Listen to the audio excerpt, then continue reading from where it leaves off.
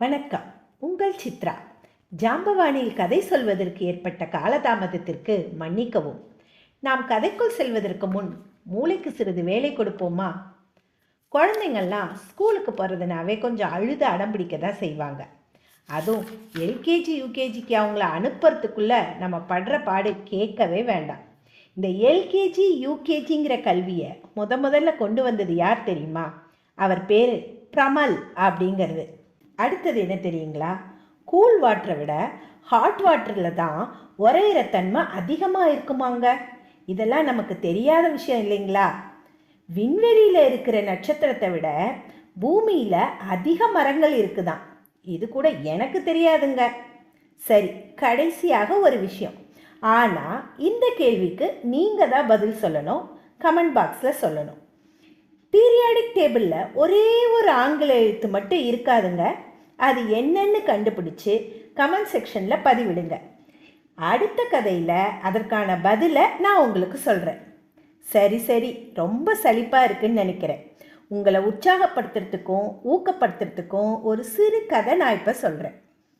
கதைக்குள் செல்வோமா? கதையின் பெயர் தேர்வு.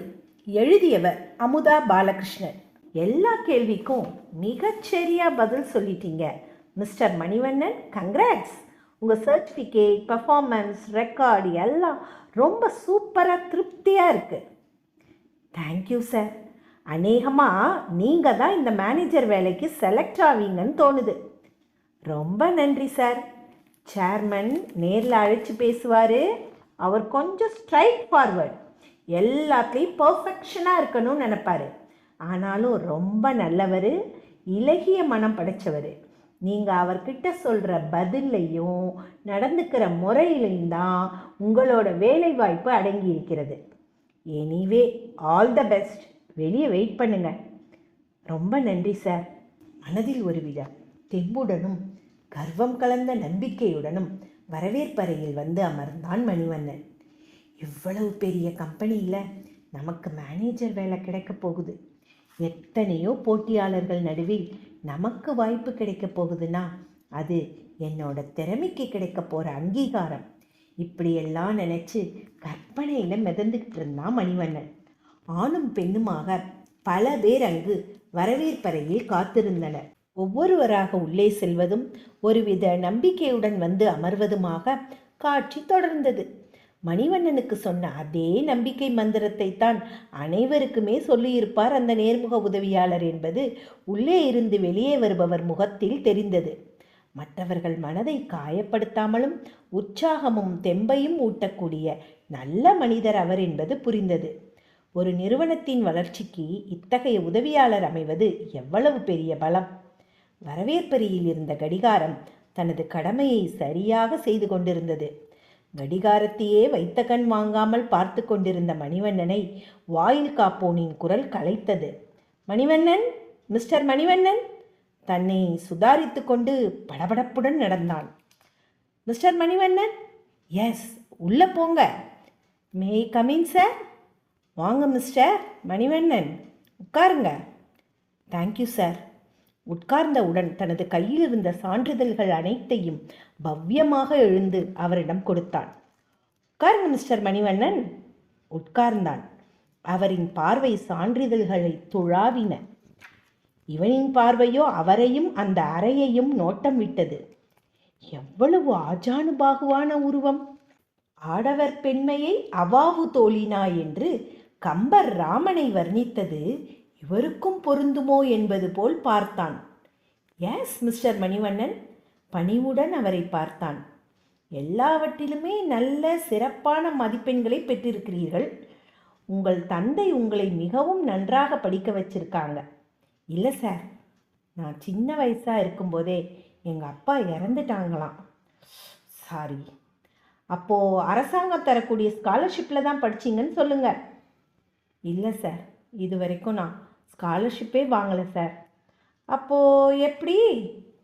எங்கள் அம்மா தான் சார் என்னை படிக்க வச்சாங்க. நானாக தான் நல்லா படித்து நல்ல மார்க் எடுத்து பாஸ் ஆகி வரேன். அந்த பதிலை கேட்டதும் சேர்மனின் புருவம் நிமிர்ந்தது. உங்கள் அம்மா என்ன பண்ணுறாங்க? பக்கத்து வீட்டில் 10 பாத்திரம் தேய்க்கிறாங்க. மற்ற நேரங்களெல்லாம் வரட்டி தட்டி காய வச்சு விற்கிறதுக்கு கொண்டு போவாங்க. நீங்கள் உங்கள் அம்மாவுக்கு ஒத்தாசையாக எப்போவாவது உதவி பண்ணியிருக்கீங்களா? இல்லை சார், அப்படி பண்ணால் நான் நல்லா படிச்சிருக்க முடியாதுல்ல. நான் எப்போவுமே என் படிப்பில் தான் சார் கவனமாக இருப்பேன்.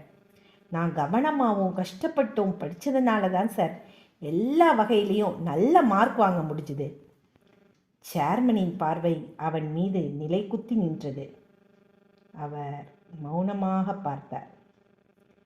சில நொடிகள் அமைதியாக இருந்தது அந்த அறை. மிஸ்டர் மணிவண்ணன், உங்கள் அம்மாவுக்கு எப்போவாவது நீங்கள் நன்றி சொல்வீங்களா? மௌனத்தை கலைத்தார் அவர். இல்லை சார், அம்மாவுக்கு எப்படி நன்றி? அதெல்லாம் சொல்லலை சார். உங்கள் அம்மா கையை தொட்டு என்னைக்காவது பேசியிருக்கீங்களா? பேசிகிட்டு இருப்பேன் சார், ஆனால் கையெல்லாம் இல்லை சார். ஓகே மிஸ்டர் மணிவண்ணன், இப்போ இன்டர்வியூ முடிஞ்சுது.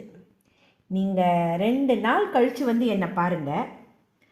அதுக்கு முன்னாடி உங்கள் அம்மா கையை தொட்டு பார்த்துட்டு வாங்க. சார், நாம் திரும்பவும் சந்திப்போம். பாய், நெக்ஸ்ட் என்று குரல் கொடுத்தார் அவர். தேங்க்யூ சார் சொல்லிக்கொண்டே அவன் திருப்பி கொடுத்த சான்றிதழ்களை வாங்கி கொண்டு வெளியேறினான். ஏயா, ஏன் ஒரு மாதிரியாக இருக்க? இல்லைம்மா, ஒரு பெரிய கம்பெனி, எப்படியும் வேலை கிடச்சிடும்னு ஆசையாக இருந்தேன். கடைசி நிமிஷத்தில் சப்புன்னு போச்சு. சரி விடியா, ஒரு கதவு மூடுனா இன்னொரு கதவு திறக்கும்பாங்க. இதை விட பெரிய கம்பெனியாக கிடைக்கும், கவலைப்படாத ராசா என்று மகனுக்கு ஆதரவாக அவன் தலையை வருடி கொடுத்தாள் அந்த தாய். இல்லைம்மா, இது ரொம்ப நல்ல கம்பெனிம்மா, இந்த முதலாளியும் ரொம்ப நல்லவர்னு சொல்லிக்கிட்டு தன்னை தடவி கொடுத்த தாயின் கைகளை பற்றினான். பற்றியவன் திடுக்கிட்டான். என்னம்மா, உங்கள் கை இவ்வளவு சொரசொரப்பாக இருக்குது? ஐயோ, என்னம்மா உள்ளங்கையில் கொப்பளமும் புண்ணுமா இருக்குது? அதெல்லாம் ஒன்றும் இல்லையா. அம்மா, 10 பாத்திரம் தேய்ச்சி வரட்டி தட்டி உங்கள் கையெல்லாம் கரடு பற்றி கொப்பளமும் புண்ணுமாற அளவுக்கு அப்பா துணை இல்லாமல் நீங்கள் இவ்வளோ கஷ்டப்பட்டு எனக்கு கஷ்டமே தெரியாமல் எப்படிம்மா வளர்த்துருக்கீங்க. ஆனால் நான் உங்களை கொஞ்சம் கூட புரிஞ்சுக்காமல் வளர்ந்துருக்கேனே. அவனை அறியாமல் அவன் கண்களில் இருந்து 2 சொட்டு கண்ணீர் அந்த தாயின் உள்ளங்கையில் விழுந்தது. யா ராசா, ஏன் அழற? இது எல்லா தாயும் செய்யறதாயா, நீ அழாதையா. இல்லைம்மா, இது நாள் வரைக்கும் நான் புரிஞ்சுக்காம மரம் மாதிரி வளர்ந்துருக்கேன், இருங்கம்மா என்று சொல்லி உள்ளே போய் தேங்காய் எண்ணெயை எடுத்து வந்து அந்த கைகளில் போட்டு மென்மையாக தடவி விட்டான். அந்த கைகளை, அந்த மகனின் கைகளை தாயின் கண்ணீர் நனைத்தது. மா, ஏம்மா அழறீங்க? இல்லையா, இல்லை, இது வலி இல்லையா, மனசில் சந்தோஷம். சந்தோஷத்தில் கண்ணீர் தாயா வரும். அம்மா, இன்னைக்கு நானும் உங்கள் கூட வரட்டி தட்டுறேம்மா, உங்கள் கூட வியாபாரத்துக்கு வரேம்மா. என் பிள்ளையா, நீ படித்த பிள்ளை, நல்ல உத்தியோகத்துக்கு போகணும், கை நிறைய சம்பாதிக்கணும், காரில் போகணும், ராசா மாதிரி இருக்கணும்யா.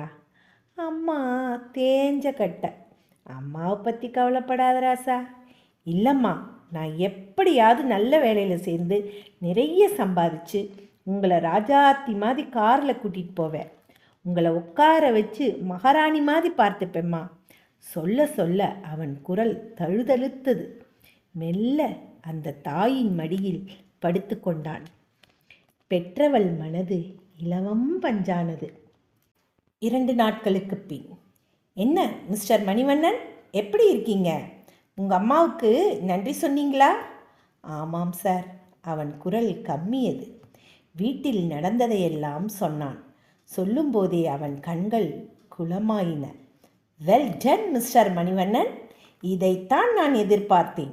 எனது கடைசி டெஸ்ட்டிலும் நீங்கள் பாஸ் ஆயிட்டீங்க. இது பல பேர் வேலை செய்கிற நிறுவனம். பல வகையான மக்களும் ஒன்றாக இணைந்து செயல்பட வேண்டியது அவசியம். இதை நிர்வகிக்க மேனேஜராக வருபவருக்கு படிப்பும் மார்க்கும் இருந்தால் மட்டும் போதாது தம்பி. மனித நேயமும் உழைப்பாளிகளின் அருமையும் தெரிந்திருக்க வேண்டியது மிகவும் அவசியம். தான் மேனேஜர் என்கிற பொறுப்பு இருக்கணுமே தவிர கர்வம் வரக்கூடாது. கீழே பணி செய்கிறவங்களை தட்டி கொடுக்க தெரியணும், அவங்கள பாராட்டணும், அவங்களுக்கு நன்றி சொல்லணும். கோதாவில் இறங்கி அவங்களுக்கு ஒத்தாசையாக நீங்களும் வேலை செய்ய தயாராக இருக்கணும். அந்த பக்குவம் உங்களுக்கு வருதா இல்லையான்னு பார்க்கத்தான் கடைசி டெஸ்ட்டையும் வச்சேன். எப்போ நீங்கள் உங்கள் அம்மாவோட கஷ்டத்தை புரிஞ்சு அவங்களுக்கு ஒத்தாசையாக வரட்டி விற்கவும் தயாராகிட்டீங்களோ அப்போவே நீங்கள் பாஸ் ஆயிட்டீங்க. இப்போது உங்களை நம்பி இந்த வேலையை ஒப்படைக்கலாம். யூ ஆர் அப்பாயிண்டட், வாழ்த்துக்கள் என்று கை குலுக்கினார் ஆற்றல் மிக்க அந்த நிறுவனர். அந்த கை தனது தாயின் கையாகவே தெரிந்தது மணிவண்ணனுக்கு. நன்றி. இந்த கதை உங்களுக்கு பிடிச்சிருந்தா லைக் பண்ணுங்கள், ஷேர் பண்ணுங்கள், சப்ஸ்கிரைப் பண்ணுங்கள். ஓகே, அடுத்த கதையில் சந்திப்போம்.